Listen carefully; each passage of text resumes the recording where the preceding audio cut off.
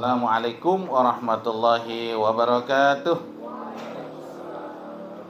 Innal hamdalillah kami ni'amallati tafaddalna ilaina ala wa hiya bi ni'matil iman wal islam bi ni'mati sihhati wal faraq asyhadu an la ilaha illallah wahdahu la syarika lah wa asyhadu anna sayyidana Muhammadan abduhu wa rasuluh arsalahu ila alami kullihi basyiran wa nadhira.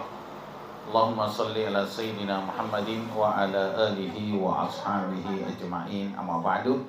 Bapak Ibu jemaah yang kami muliakan, alhamdulillah pada malam hari ini suasana keadaan cerah.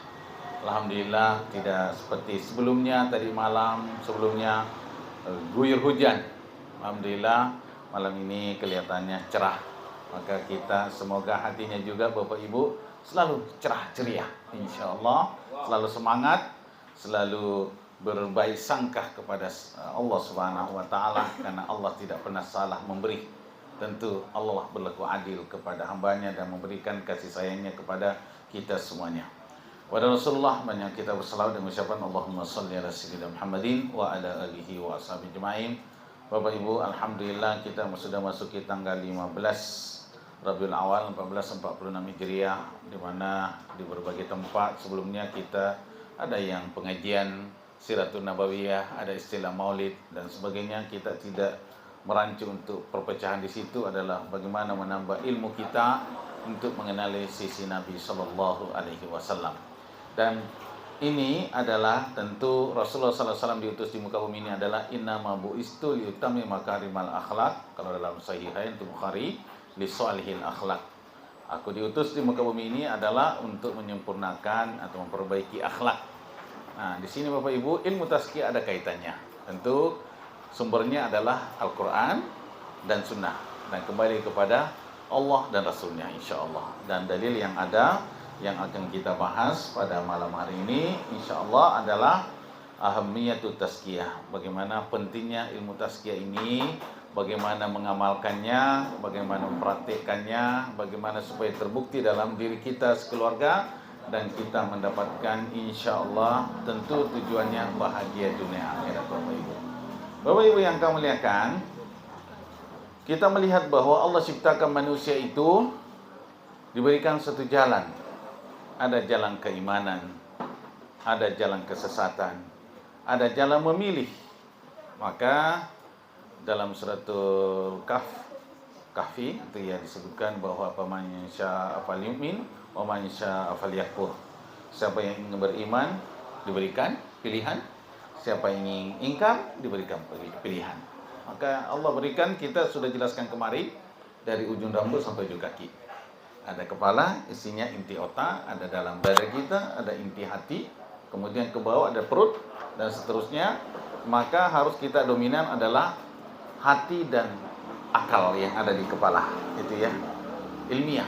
Maka ini ketika digunakan dengan baik, ada hidayah, ada iman di dada, insya Allah bisa, mudah-mudahan bisa selamat, itu ya, karena Allah berikan bekal. Maka diberikan pilihan siapa mau beriman, karena kita punya akal, itu ya. Siapa ingin kafir silakan. Maka Bapak Ibu yang kami muliakan, Allah ciptakan langit dan bumi, wa sakhkhara lahu ma fis samawati wal ardh. Dan Allah jadikan kita di muka bumi ini sebagai khalifah, gitu ya. Khalifah itu artinya dibalik itu apa? Setelahnya siapa yang mengatur itu Bapak ya, memanage, memperbaiki minimal diri sendiri, mengatur diri sendiri.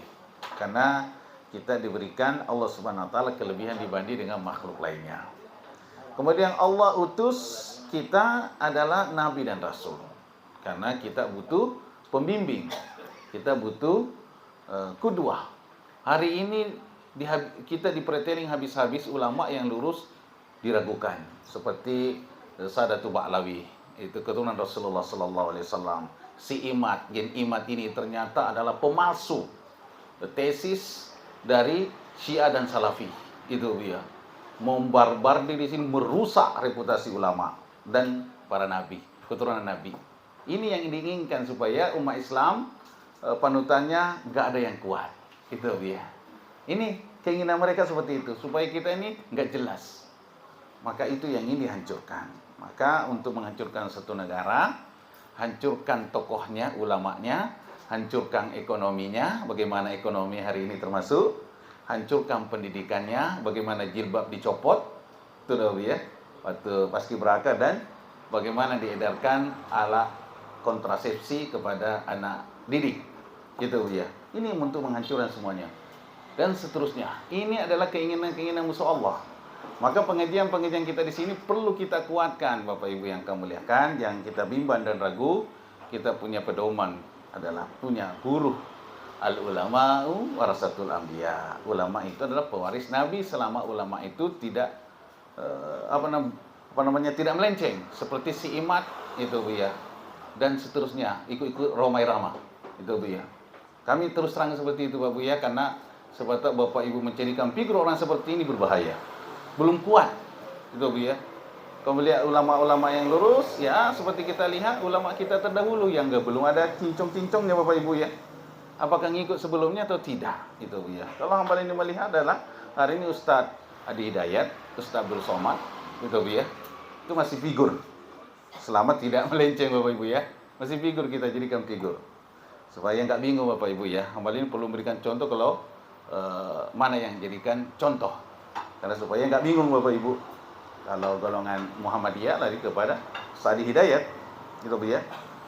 NU dari kepada Ustadz Abdul Somad, itu Bu ya, supaya nggak bimbang gitu ya. Dan ini selama itu sama dengan manhajnya dengan ustaz-ustaz yang lain, fadhal, itu Bu ya. Nah, kita kembali melihat di sini, Allah utus Nabi dan Rasul, dan sekarang tidak ada Nabi dan Rasul, untuk tujuannya adalah bagaimana kita bahagia dunia akhirat. Jadi semuanya itu adalah mencari kebahagiaan. Tidak ada Pak yang tidak mau bahagia. Tapi ada orang merasa bahwa inilah cara bahagia saya, dengan mengukur ukuran dunia. Itu ya. Padahal ukuran kebahagiaan itu Bapak Ibu tidak diukur dengan materi, tidak. Materi itu wasilah. Itu bukan sebagai tujuan. Kita sampai di sini kan butuh kendaraan. Itu wasilah. Itu ya, tapi bukan tujuan. Nah, tujuan kita adalah apakah sesuai dengan syariat atau tidak. Nah, itu Bapak Ibu yang kami muliakan. Maka Allah jadikan kita sebagai hamba Allah yang bertanggung jawab dan ada muhasabahnya, introspeksinya di sini, dan kita sebagai hamba Allah diberikan tanggung jawab sejak akil balik, ya, sinnul bulugh, itu ya. Dan inilah kita mampu membedakan mana yang hak, mana yang batil. Itu ya. Jadi kalau kita masih punya akal, insya Allah bisa membedakan. Oh, ini yang tidak sesuai. Hati saya nggak nerima, itu ya. Dulunya nggak pernah kacau seperti zamannya Soeharto, Bapak Ibu sebelumnya. Itu ya. Pak Adi kan sudah merasakan plus minusnya Bapak Ibu ya. Belum kita merasakan, walaupun namanya manusia banyak kurangnya Bapak Ibu ya. Tapi sekarang media sosial yang begitu luar biasa, yang tidak ada filternya, itu ya. Maka kita seakan-akan pedomannya mereka, gitu ya. Jadi al-mujaddi al-googliyun, gitu ya. Mbah Google sebagai sumbernya. Boleh Pak kita pakai, tapi bukan menjadi sumber utama, dalam artian perlu kita tanya kepada yang ahlinya. Itu ya. Benar enggak atau tidak ini? Itu ya. Karena semuanya masuk di situ. Kemudian kita lihat Bapak Ibu yang kami muliakan, wa may ya'mal mithqala dzarratin khairan yarah wa may ya'mal mithqala dzarratin syarran yarah. Itu dalam surah Zalzalah 7 dan 8 sampai 8. Siapa yang berbuat kebaikan walaupun kecil seberat zarah, itu kebaikan, maka dia pasti melihat. Keburukan juga pasti dia lihat. Itu ya. Enggak ada yang disembunyikan oleh Allah. Kemudian Allah ciptakan kita sebagai manusia, nufusul basyariyah. Kemudian kita diciptakan sesempurna mungkin. Itu ya, sesempurna mungkin. Allah muliakan kita sebagai makhluk, dan Allah jelaskan kita mana jalan yang baik, mana jalan yang buruk. Itu ya. Hari ini kita sudah dibuat gunda gulana. Sekarang kita melihat fenomena Imam Besar Istiqlal. Nama saya miripnya nama saya, Pak. Sama-sama sekampung saya, Pak. Itu ya. Tapi orang yang seperti ini berbahaya. Itu ya. Berbahaya. Memang manusia Allah ciptakan satu manusia, Allah muliakan anak cucu Adam. Seakan-akan di situ tidak ada perbedaan. Itu ya. Satu tujuan. Itu ya. Padahal Rasulullah tidak seperti itu. Kalau jawabannya Ustaz Abdul Somad sangat jelas. Sekarang kita melihat di sini. Karena ini lagi viral mencium kepalanya si Paulus. Itu ya. Itu ya, mencium kepala kan. Kalau ada ustaz yang bercanda, kalau ikan paus sih nggak terlalu masalah. Yang berbahaya badan kita diterkam. Tapi kalau polus yang ini yang mengatakan punya anak, Tuhan punya anak, itu ngerusak akidah itu. Itu Bu ya. Nah, itu candaan mereka. Kalau Ustaz Abdul Somad, mereka memberikan gambaran. Ini apa namanya? Ada pemabuk, ada peminum, itu ya, tukang zina, itu ya. Jelas dia, mau nggak cium kepalanya dia? Orang yang seperti itu. Sekarang kalau kita berkeyakinan bahwa ada, kita cium juga, orang yang punya kepala itu adalah yang menganggap Tuhan itu ada anaknya, mau nggak cium kepalanya? Mana lebih besar dosanya itu syirik daripada tukang mabuk, tukang zina bisa taubat? Itu. Tentu lebih parah itu. Masa kan kita mau ke situ? Itu udah ya. Nah, jadi seakan-akan ini adalah plural. Sekuler apa plural itu sama gitu aja. Jadi tidak membedakan. Memang kita satu manusia, tapi di sinilah kundinukum walidin, pasti beliau itu lebih pintar, sudah profesor, Pak. Tidak ada apa-apanya, saya hamba ini. Ibaratnya muridnya jauh, saya lebih murid, kecil gitu, Pak ya. Tapi prinsip, gitu ya. Prinsip kita tidak boleh hati. Karena ada perkataan para guru besar kita di sana di Syam, yugalituna ka istiaqulun. Dalam Al-Qur'an seperti itu. Mereka ingin membuat kita ini seakan-akan kita ini bingung, seakan-akan itu adalah benar mereka. Itu ya. Ucapan mereka itu sah-sah saja, gitu ya. Gitu ya. Jadi mereka seperti itu, Pak, membuat kita ini akidah kita ini terancam, gitu ya. Ah, kalau begitu sih nggak usahlah terlalu berprinsip, betul Bu ya? Karena mereka sama aja kalau begitu, betul Bu ya? Sekarang kita kembali ke imam besar itu, mau nggak pergi juga beribadah kepada ibadahnya mereka itu? Betul, kan Rasul kan pernah ditawarin, Muhammad, daripada kita gontok-gontokan, hari ini aku menyembah Tuhan, itu ya. Besok kamu menyembah Tuhan saya, itu. Maka turunlah suratul kafirun, la abudu ma ta'budun. Aku tidak menyembah apa yang kau sembah. Wala ana abidu ma abadtu. Aku tidak menyembah apa yang kalian sembah. Kan jelas Pak ayatnya. Orang sudah paham itu. Itu ya. Tapi disengaja dibuat dengan bahasa yang sangat indah yang membuat kita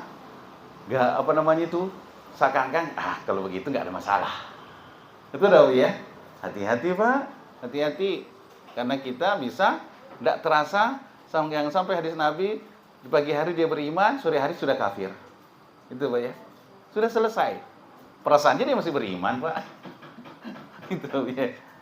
Kita termasuk toleransi kita kepada mereka adalah ketika kita tidak mengganggu ibadah mereka. Itu enggak Pak ya? Kita memberikan hak mereka untuk beribadah. Itu toleransi tinggi tuh, Pak. Enggak usah ikut selawatan bawa salib itu, Pak. Itu enggak ya? Kan ngeri Pak hari ini, Pak. Pakai selawat Nabi, kasidahan, Pak. Itu enggak ya? Bukan tempatnya itu, Pak. Apalagi lagi kemarin itu pakai merah putih itu, Pak, kayak mirip-mirip Santa Claus itu. Istiqlal itu. Itu udah ya? Nyanyi-nyanyi lagi, Pak. Nyanyi yang itu enggak salah, Indonesia Raya enggak salah, Pak. Penempatannya enggak sesuai. Itu udah ya?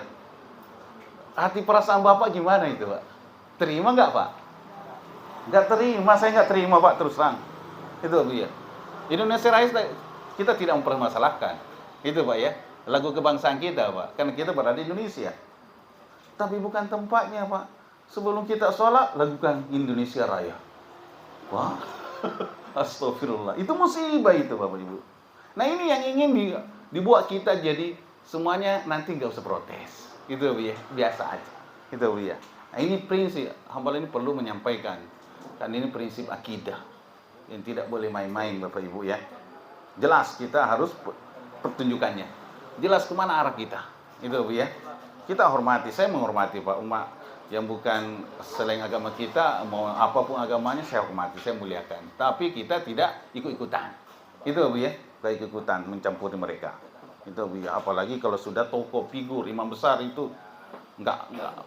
Pernah enggak imam besar mesti istiqlal melakukan itu, Pak? Enggak ada, Pak. Itu Bu. Sudah sekian puluh tahun. Itu Bu ya. Karena begitulah Pak Uin melahirkan dosen-dosen yang ingin seperti itu, Pak, menghancurkan kita dari dalam.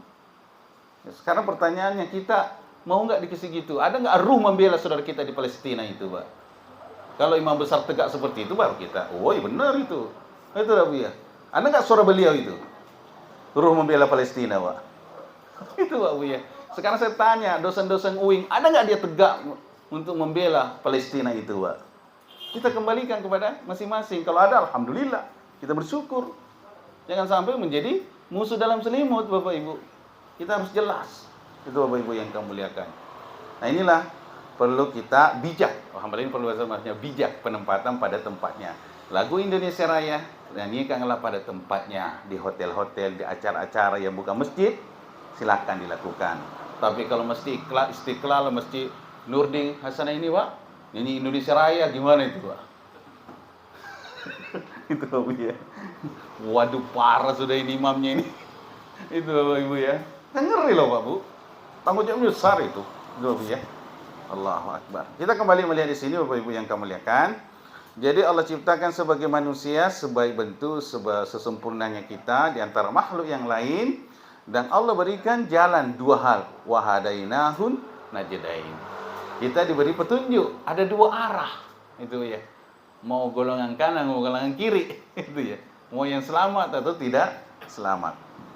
Kemudian inna hadainahu sabila imma syakira wa imma kafura. Masya Allah, ini dalam surat Al-Insan yang biasa kita baca. Sesungguhnya kami memberikan petunjuk, ada jalan, apakah mereka itu bersyukur ataupun kufur. Bagaimana syukur? Syukur itu adalah ada rasa menutupi di mana kita merasa tercukupi dalam segala keadaan. Syukur nikmat. Yang biasanya kita ini banyak kufur nikmat. Ada kan kufur akidah. Kalau kufur akidah itu kalau belum taubat, belum dia tetap menyekutukan Allah, dia akidahnya masih melenceng, maka itu bisa seperti kafir, kekal dia dalam api neraka. Dalam penjelasan Ibnu Katsir, itu Imam Ibnu Katsir seperti itu penjelasannya. Kalau kufur nikmat, itu artinya bisa lari ke fasik, dia masih meyakini Allah, Tuhannya, tapi banyak kita kufur nikmat. Itu ya, enggak bersyukur. Banyak kita tidak bersyukur. Dan ternyata maaf Bu ya, yang banyak dicabut rasa syukurnya itu ibu-ibu. Ibu ya. Itu Allah coba itu. Ibu ya, contohnya ibu bersama Pak suami, panjang waktu. Tapi satu ketika suaminya berbuat salah. Ya Bu ya. Ya nampak salahnya atau baiknya? Salahnya Bu. Itu dah Bu ya. Padahal kebaikannya banyak loh Bu. Tapi tertutup dia. Maka ibu susah berterima kasih kepada suami. Ketika Allah sudah berikan seperti itu kebanyak nikmat, tapi salahnya ya nampak. Itu Bu ya. Ini kita belajar Bu ya. Maka apa kata Dr. Ais Dahlan, itu bagus sekali, saya suka belajar sama ilmu parentingnya beliau. Bahwa Bu, kalau nengok suami, panggil suami, ibu wajib 5 kali senyum.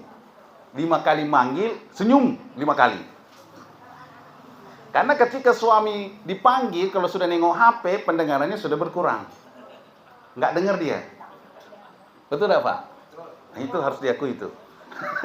Maka ibu panggil, abang, senyum. Itu Bu ya. Sampai 5 kali. Abang, pasang gas gitu ya. Masih senyum. Jangan pas 2 kali sudah kayak menerkam gitu.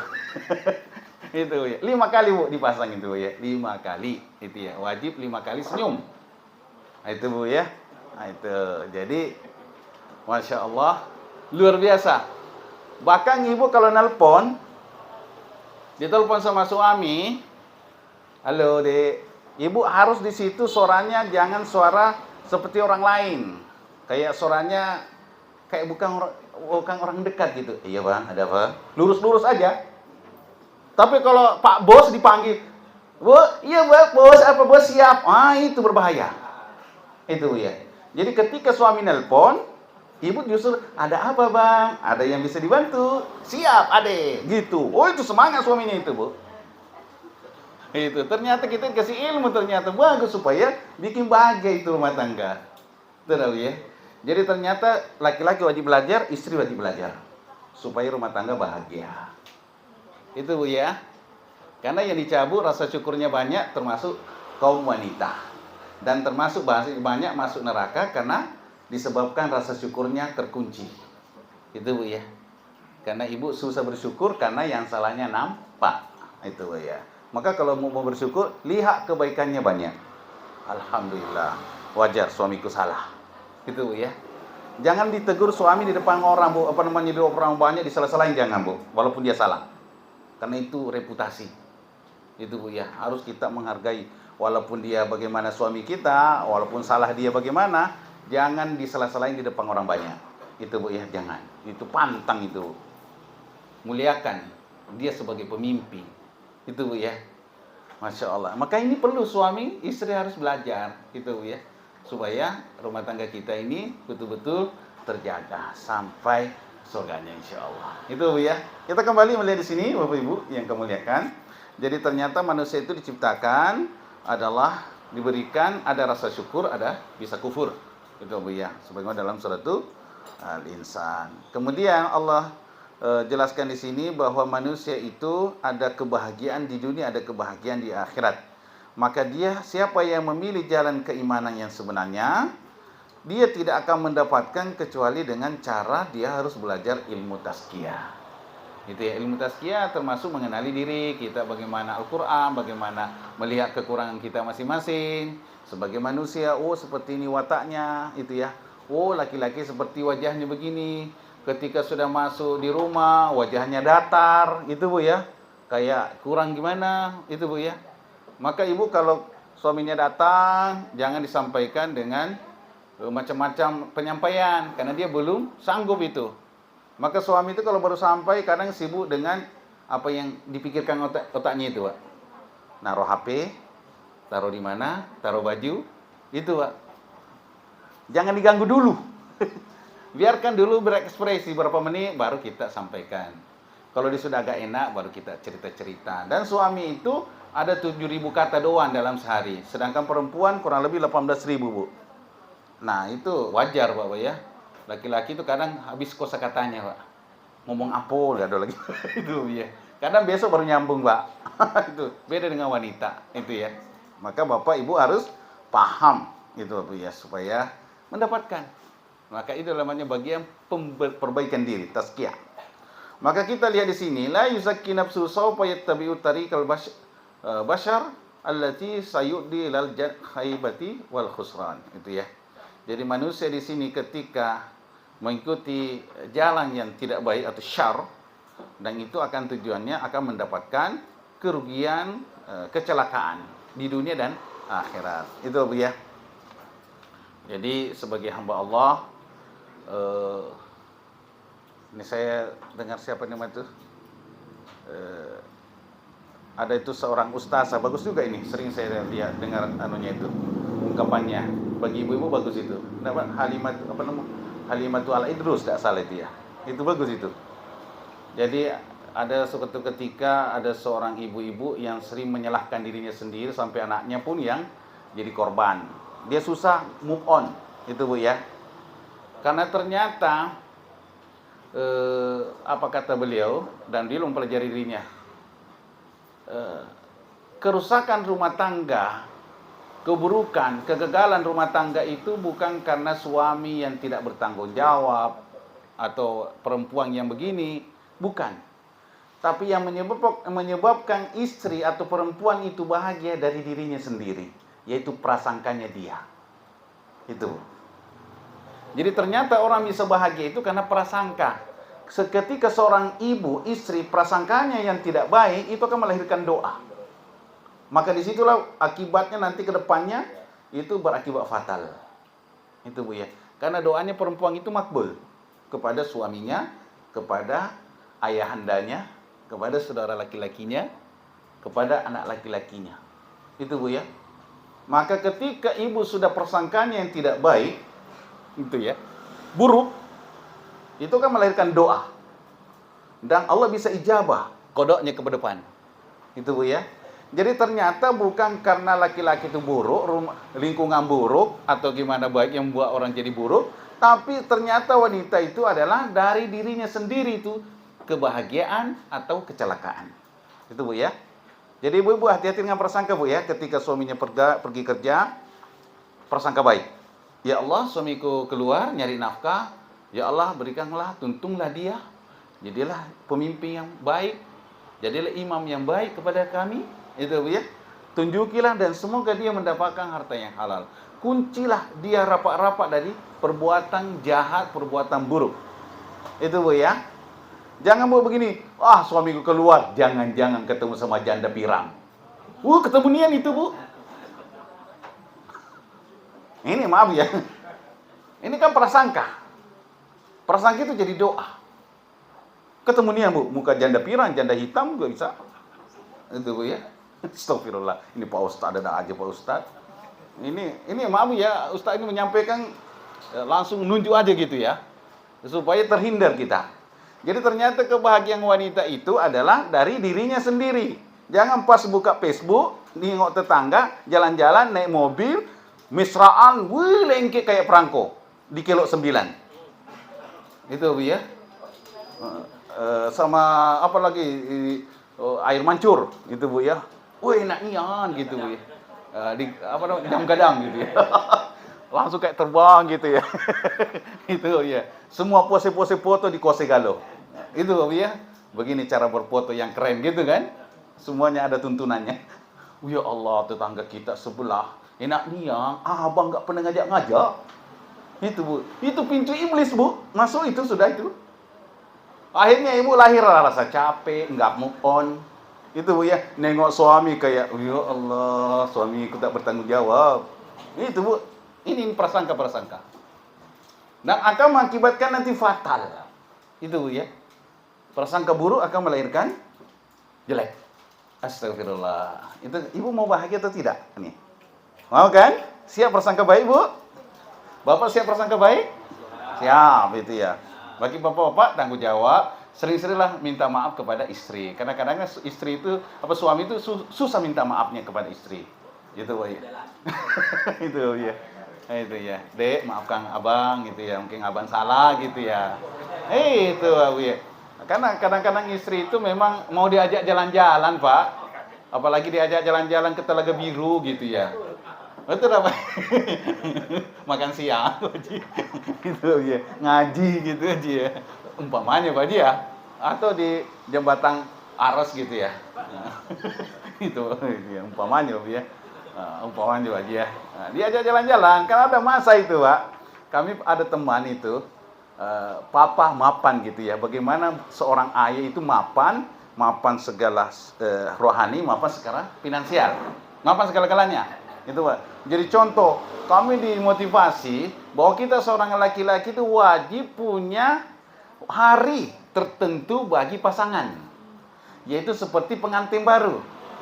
Beliau berkata begini, pernah ditanya suatu perkumpulan, ini kumpulan orang mau naik ke Tanah Suci, di Plus atau di apa itu Purada kemarin itu. Ditanya, siapa yang pengantin baru di sini? Ada yang pengantin baru nih baru kemarin nikah, ada yang sudah tua ngangkat tangan juga. Bapak kok pengantin baru, Pak? Ya benar, Pak. Iya, Pak. Kami memang sudah menentukan hari Selasa itu hari pengantin kami. Jadi nggak boleh diganggu oleh anak. Pokoknya di mana pun sesibuk apapun suami, kalau dia hanya bisa ketemu di bandara, istrinya pergi ke bandara, Pak. Untuk ketemu sama suami.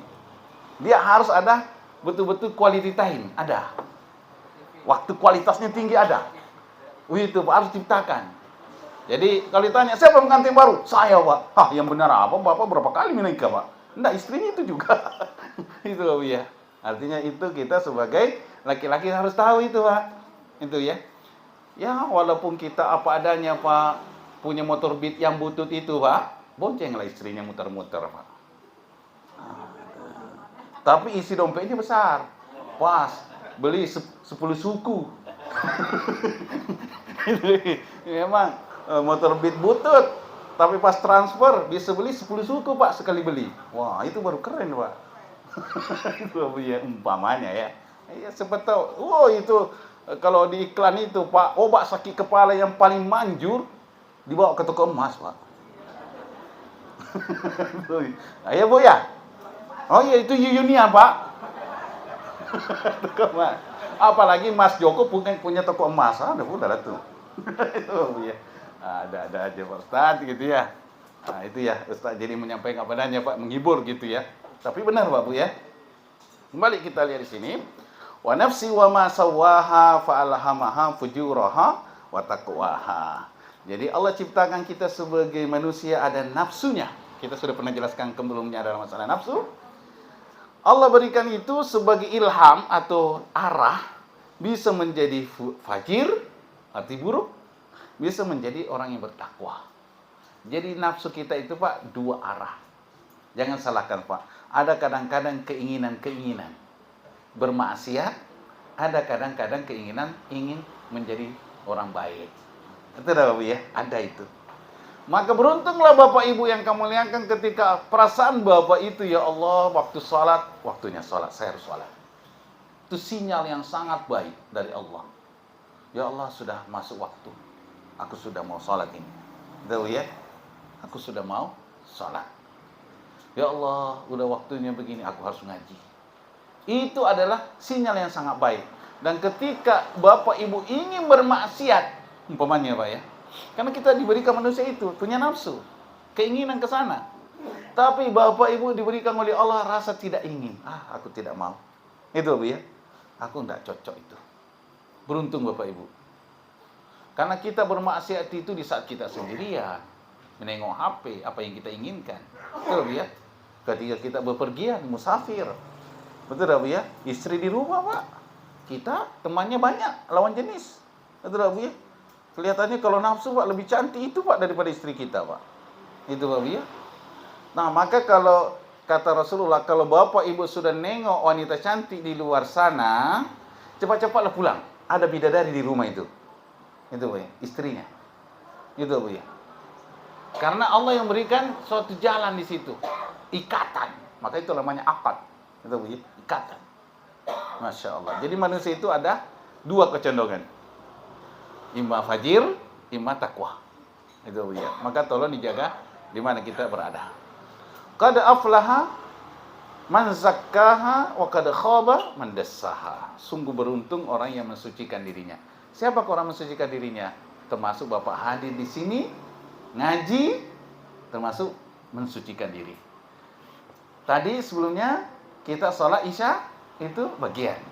Itu Bu ya. Zikir bagian. Ini bagian mensucikan. Karena kita selalu mendekati lingkungan yang baik. Gitu Bu ya. Kadang Bapak Ibu, kalau kita berada di lingkungan yang tidak baik, awalnya kita baik, rasanya nolak Pak, tapi lama-kelamaan enak itu Pak. Contohnya sampah. Kita lewat di tempat sampah bau nian Pak. Betul Bu ya?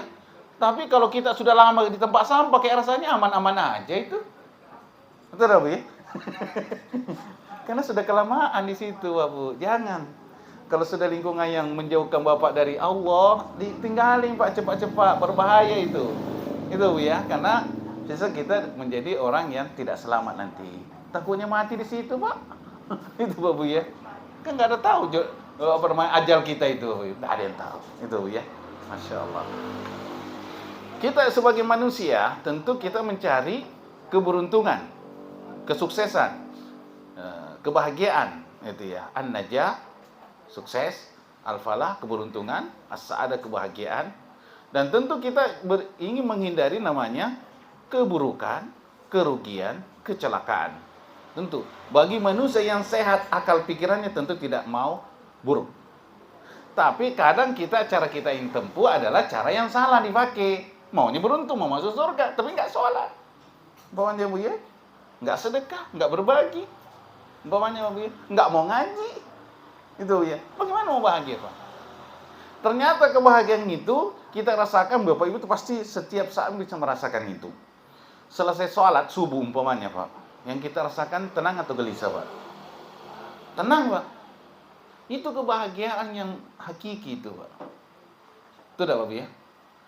Kalau kita punya duit banyak, realitanya kita gembira Pak, belum tentu bahagia. Betul Bapak ya. Contohnya Bapak punya duit banyak, pergi ke supermarket Pak, di Jamtos Pak, banyak di situ tuh, dari yang kecil sampai besar, ada mobil di dalamnya Pak, yang baru-baru, mau nyicil atau tidak Pak, umpamanya Pak ya. Kalau kita masuk kayak kelihatannya senang-senang gitu, tapi setelah keluar Pak rasa capek. Perasaan saya macam gitu Pak, itu Pak ya, capek, datang dompet sudah terkuras Pak. Itu Bu ya. Tapi sekarang bukan dompet Pak, tinggal gesek Pak, kartu kredit. Kartu kredit. Saya dikasih Pak BSI kartu kredit warna hitam. Wah, ini bahaya banget ini, Pak. Bisa diambil per hari 40 juta, Pak. Kacau nih hidup ini. Bisa sampai hampir 1 M kalau mau diambil, Pak. Wah, ini membahayakan. Saya langsung telepon perusahaannya. Bisa nggak di off-kan? Saya nggak mau ini. Saya suami istri dikasih, Pak. Itu, Bu ya. Karena mereka tahu kalau ngalurnya duit itu tahu mereka itu, Pak. Itu, Pak Bu ya. Itu saya telepon, Pak, inilah kartu yang paling tinggi di BSI, Pak. Mau? Kartu jerat riba ujung-ujungnya, Pak. Katanya kalau dalam syariah nggak riba. Itu, Pak. Itu, Pak Bu ya. Tapi menyeserahkan, Pak. Itu, Pak Bu ya. Utang gitu ya. Sekali gesek, Pak, 10 juta. Beli iPhone Pro Max. Oh itu, Pak. Kita gesek, Pak. Selesai. Itu, Pak Bu ya. Apakah kita menyeserahkan seperti itu, Pak? Enggak. Itu, Bu ya. Buat apa itu? Itu, Bu ya. Lebih apa adanya, Bapak Ibu ya. HP saya betul-betul aja, Pak. Sampai saya kenapa nggak ambil ganti HP? Masih bagus. Selagi masih dipakai. Betul, Bu ya. Saya nggak butuh itu. Terlalu wah-wah itu, Bapak Ibu ya. Berarti masih fungsi. Pak Ustadz, kita pengajian. Oh, masih normal dia, Pak. Masih bisa loh berarti dipakai. Itu, Bapak ya. Iya, Pak Haji. Itu, Bapak ya. Jadi jangan sampai kita tertipu dengan dunia itu. Justru kebahagiaan itu adalah ketika kita bisa taat. Itu baik. Ketemu dengan orang yang kita termasuk orang tua. Betul ya. Kalau Bapak Ibu ketemu orang tua, ya Allah, orang tuaku masih ada. Itu ya. Alhamdulillah saya bersyukur itu, Pak. Saya punya orang tua. Itu ya. Maka beruntung Bapak Ibu yang masih punya orang tua itu bersyukur, Pak. Kalau orang tua kita sudah tidak ada itu, hidup ini datar-datar dia, Pak Bu ya. Biasa ya. Tapi kalau masih ada, Bu, itu hebat sekali. Itu yang membuat kita bisa pulang kampung itu. Betul, Bu ya. Bisa mudik itu, indahnya mudik itu, Pak. Ada emak di kampung itu ya. Betul, Bu ya. Masak, berserakan di dapur itu, Pak. No problemo itu, Pak. Kata Ustaz Zulkifli itu, yang almarhum itu, jamaah tabligh itu, Ustaz itu luar biasa. Emak saya itu kalau masak paling enak masakannya, tapi kadang-kadang istrinya kurang cocok karena kalau emakku yang masak berserakan itu di lantai-lantai, di granik atau di itu yang lagi bersih, Pak. Kalau nengok itu bikin marah itu, Pak, istri itu. Betul, Bu ya? Tapi masakannya enak gitu, Bapak Ibu ya. Karena masakan yang terenak itu kan masakan emak. Betul, Pak? Bukan bundokan duan. Karena rumah makan bundokan duan. Kalau bundokan duannya iya. Gitu, Pak ya. Ada wajib nah rumah makan namanya bundokan duan? Ada, Pak. Keren, Pak, namanya. Itu aja. Nah, ini kalau bundokan duan yang iya, Pak, itu ya. Tapi kalau mau makan yang enak, Pak. Tapi lebih enak masakan emak. Itu loh ya. Wah, tak terkalahkan sama masakan istri, Pak. Karena istri itu kalau mau belajar, dia paham apa selera suaminya. Itu loh ya. Masakan ibu termasuk masakan paling enak bagi suaminya. Itu ya. Maka beruntunglah ibu kalau punya suami mengatakan, "Udah, masa kamu enak nian." Sebenarnya nggak enak. Tapi suami wajib bohong pada waktu itu. Nggak boleh jujur, Pak.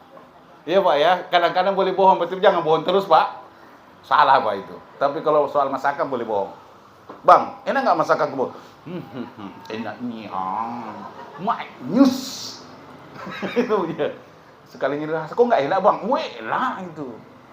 Daripada jujur, enak nggak, Bang? Tidak enak. Tidak mau masak lagi tuh, Bu. Itu, Bu ya. Nanti ngambek lagi. Masa aku udah capek masak berjam-jam, kok nggak dihargai? Tidak, Bu ya. Maka butuh penghargaan. Itu. Maka istri itu butuh disanjung. Oke, Pak, siap menyanjung istrinya, Pak? Jangan istri tetangganya disanjung. Itu dosa. Maka kita wajib menghargai, memuliakan, menyanjung pasangan. Contohnya anak-anak kita itu perlu dihargai. Karya anak Bapak, Abi, bagus banget. Padahal nggak bagus, Pak. Dibilang bagus, Pak. Merasa dia senang gitu, dihargai, Pak. Karena orang yang sering menghargai, insya Allah nanti ke depannya ketika jadi besar, dia akan menghargai orang juga. Betul, Bu ya? Ketika sering direndahkan, maka dia akan nanti merendahkan. Itu, Pak Bu ya. Hati-hati masalah ini. Karena itu figur itu. Kembali kita lihat sebentar kita buka tanya jawab, Bapak Ibu yang kami muliakan. Bahwa kita sebagai manusia ada namanya jalan metode tazkiyah untuk mendapatkan kebahagiaan dunia akhirat. Yang kita sudah sebutkan ayatnya adalah qad aflaha man Qad aflaha man tazakka. Sungguh beruntung orang yang mensucikan dirinya, dalam suratul A'la. Nah, sekarang kita melihat dengan pentingnya ilmu tazkiyah di sini. Yang pertama adalah kita utamakan adalah bagaimana mengenali hakikat kepada Allah, yaitu iman kita kepada Allah. Kita mencintai sesuci hati, seikhlas mungkin kepada Sang Pencipta. Itu ya. Bagaimana kita mencintai Allah? Ridho menerima segala apa yang Allah titipkan kepada kita. Alhamdulillah, hamba ini ridho. Beginilah yang Allah titipkan. Hamba ini sudah ikhtiar. Tapi secara ikhtiar Pak ya, yang bagus. Taat, ikhtiar. Bapak sudah bekerja, sudah ikhtiar yang benar, usaha ini, pemberiannya Allah seperti ini, terima. Itu ya. Kan bukan masalah kerja kita dapat duit banyak Pak, bukan. Betul ya? Bukan karena kepintaran kita, bukan gelar kita, bukan karena kekuasaan kita, enggak. Minta di Rabbina, Allah yang ngasih itu. Allah yang kasih itu. Bukan karena kehebatan kita, Allah yang berikan itu. Maka alhamdulillah. Jangan merasa tidak cukup, ibu-ibu, kalau dikasih suami, Pak Su, ini dek, sebagian Allah titipkan ini. Karena ternyata ada kata Pak Ustadz, tapi kami itu ya Pak Bia memang bisa dibuktikan itu, bahwa ketika ada Allah menitipkan rezeki kepada kita, Bapak ya, maka sebisa mungkin terbanyak kita kasih kepada istri. Ini dek, tolong dipegang, itu ya. Karena keberkahan tangan istri itu berkah.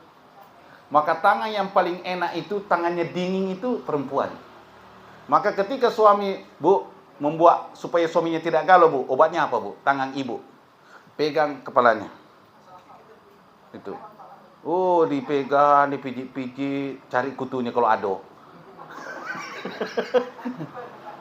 Iya benar, Bu, tuh. Tanya Pak suami, Pak. Kalau ibu sudah, karena dokter Aisyah Dahlan sudah ngomong bahwa ternyata tangan suami itu dingin. Tangan istri maksudnya dingin. Membuat suami itu yang lagi galau dari luar itu, pas dipegang, pas sama-sama di kasur itu, ya Bu, mau tidur dipegang kepalanya itu, ngorok cepat suaminya itu. Gitu ya. Enak tenang itu, Bu. Jangan jurus belakang membelakangi, Pak Bu. Gitu Bu ya, pegang kepalanya, ya Allah. Wo suamiku, I love you, Bang. Full gitu ya. Bertubi-tubi gitu ya. Nah, itu ya. Karena termasuk juga, ini termasuk kebahagiaan suami ketika dipegang kepalanya suami. Maka tangan istri itu sangat dingin, adem. Ya Pak Bu ya, adem itu Pak. Maka karena ademnya, ada rezeki yang Allah titipkan, kasih supaya adem itu. Duitnya adem dia. Itu Pak Bu ya. Tapi nggak boleh dikasih semuanya Pak. Bapak nggak punya pegangan, kalau mau keluar mau beli minyak, nggak ada duit Pak. Berbahaya bagi suami itu, terancam itu. Karena suami yang tidak punya kekuatan duit nanti akan menjadi gay. Berbahaya. Dia bisa penyuka sesama jenis nanti. Ada unsur ke situ kata Dr. Aisyah Dahlan. Bahaya. Wah, tetap ada Pak, tapi sebagian besar nafkah itu dititipkan kepada istri untuk dipegang. Karena istri itu tidak boleh tidak ada duit di tangannya itu. Betul tak Bu? Harus ada duit di tangannya ibu itu, walaupun nggak dibelanjain. Walaupun nggak dibelanjain, nanti juga diminta sama suami itu. Dek, bayar Bang ya, bayar Dek ya. Kalau pergi warung makan Pak, yang bayar istri itu. Betul tak Bu ya? Nah itu. Karena disitulah keberkahan muncul. Itu ya. Keberkahan muncul itu ada di tangan istri Pak. Tapi saya pernah ketemu juga ada seorang ustadz. Ustadz, saya punya istri Pak Ustadz, berapa dia kasih duit, habis gal-galunya. Mah, benar Pak? Aduh. Ya, berarti tidak semuanya ya. Tapi tetaplah kita kasih Pak, ada jatahnya. Berapa saya kasih Ustaz dibelanjain galau-galaunya. Oh begitu ya. Kami ada, alhamdulillah, kalau istri kami kan adem itu. Tuh ya kan, tergantung ya. Allah titipkan pasangan masing-masing itu Bu ya. Nah, tapi tetap diberikan itu Bu ya. Karena istri itu tidak boleh tidak punya pegangan duit. Karena istri itu sangat cepat galau kalau nggak ada duitnya. Betul tak Bu ya? Iya Bu ya. Kalau tidak ada duitnya gimana Bu? Mau ada duit gimana ini? Itu Bu ya. Astagfirullahaladzim. Tapi bukan tujuan ya. Kita kembali yang kedua.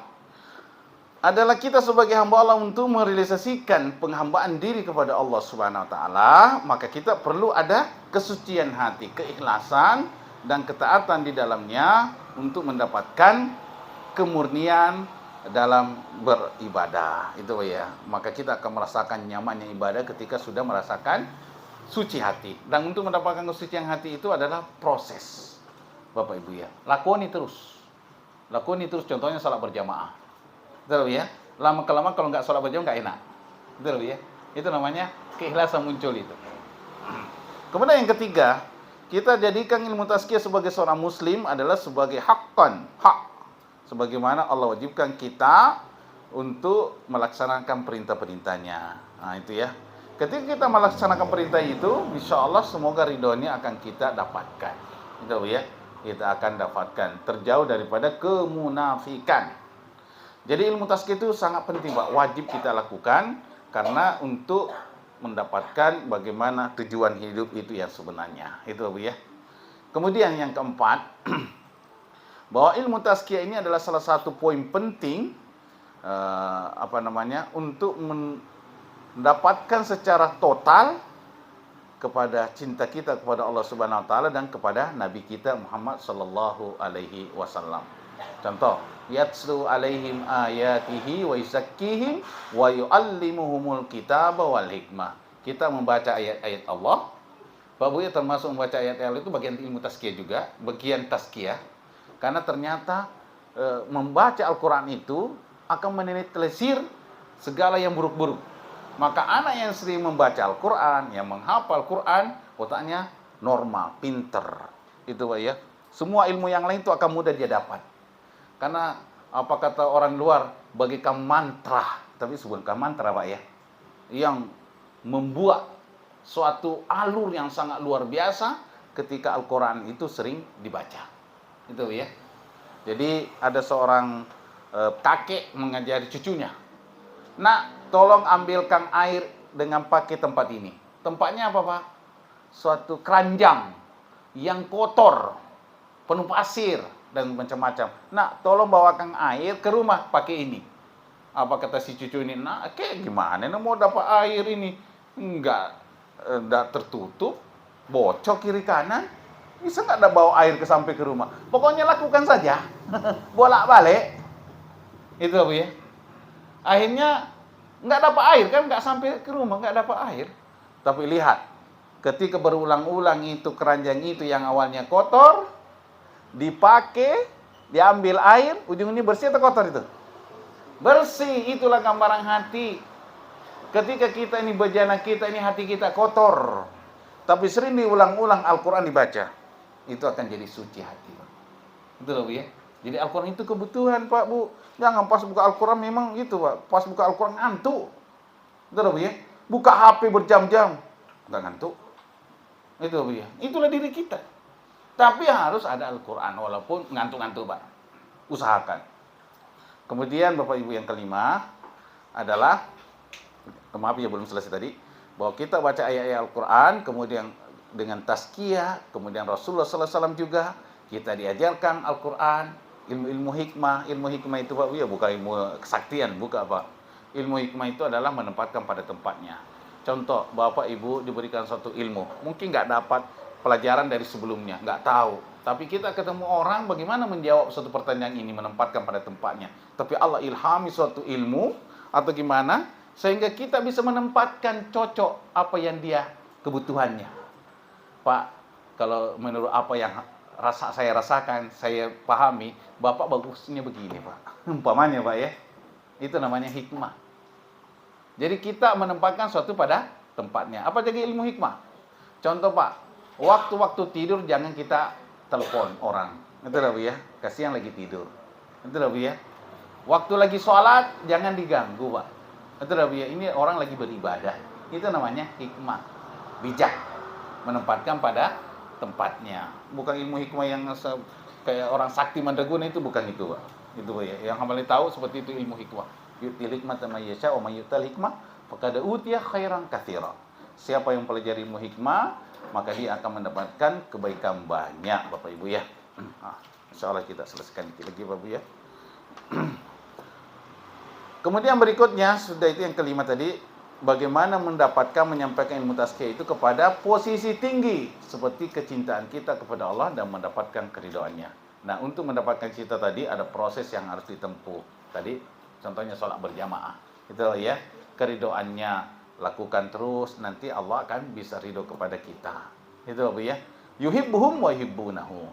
Mereka mencintai dan Allah mencintai mereka. Itu apa ya? Radhiyallahu anhum wa radu'an. Allah meridhoi mereka dan Dia ridho kepada mereka. Gitu ya. Jadi Allah sudah ridho kita, maka ketika kita sudah ridho, maka kita juga bisa diridhoi oleh Sang Pencipta. Itu ya. Dan kemudian yang keenam adalah dengan melaksanakan ilmu tazkiyah ini, insya Allah kita akan mendapatkan kebahagiaan dunia akhirat, kesuksesan dunia akhirat. Itu ya. Ini kami singkat-singkat. Kemudian kita melihat ilmu tazkiyah ini akan menuntun kita, mendidik kita bagaimana merasa diawasi oleh Allah. Itu ya. Merasa diawasi oleh Allah. Dengan pelajari ilmu-ilmu tazkiyah, kita merasa diri kita, ya Allah, hamba ini dilihat oleh Engkau, ya Allah, enggak boleh macam-macam, ternyata saya ini banyak salahnya. Kita ada muncul rasa takut.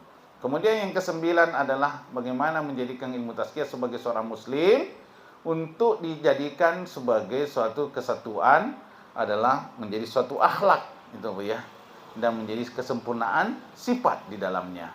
Dengan contohnya kita ada di dalamnya pembelajaran Al-Quran, mempelajari sunnah-sunnah Nabi, melihat bagaimana sifat-sifat Rasulullah, contoh-contoh Nabi yang dimana contohnya kita sampaikan, maka itu termasuk adalah bagian yang untuk mendapatkan pentingnya ilmu tazkiyah.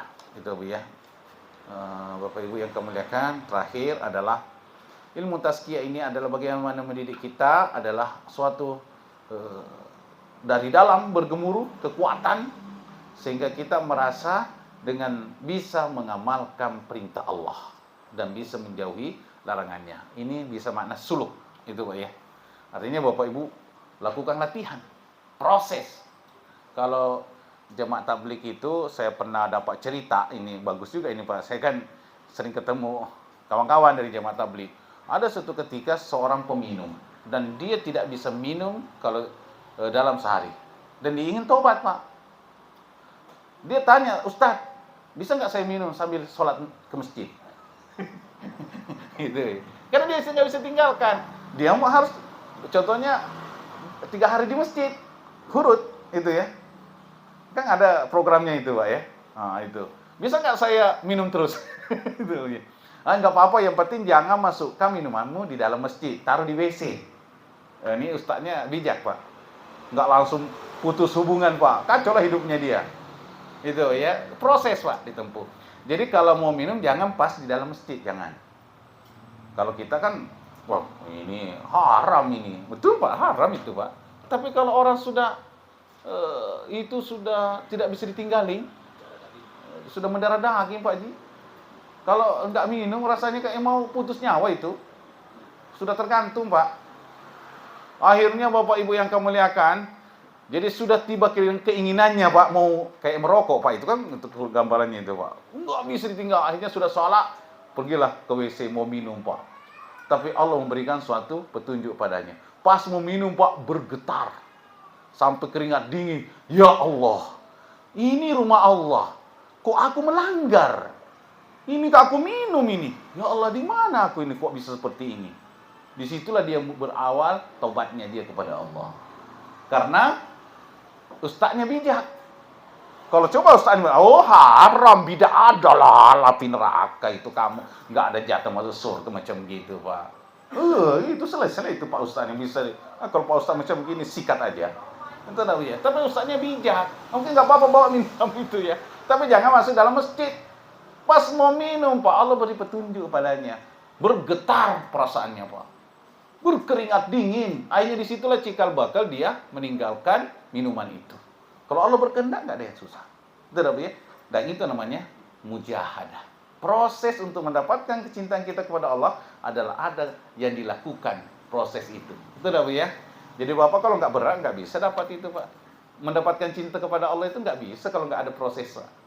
Maka termasuk proses menuntut ilmu datang ke sini, kemudian nanti kita ketemu dengan orang-orang soleh, kemudian kita perhatikan di masjid, itu dah ya, saling murah sama orang soleh, insya Allah nanti akan muncul kecintaan kita kepada Allah. Seperti itu Bapak Ibu yang kami muliakan. Mungkin kita buka tanya jawab insya Allah, lebih dan kurangnya mohon dimaafkan. Fadhalu, ada yang mau ditanyakan, boleh Bapak Ibu.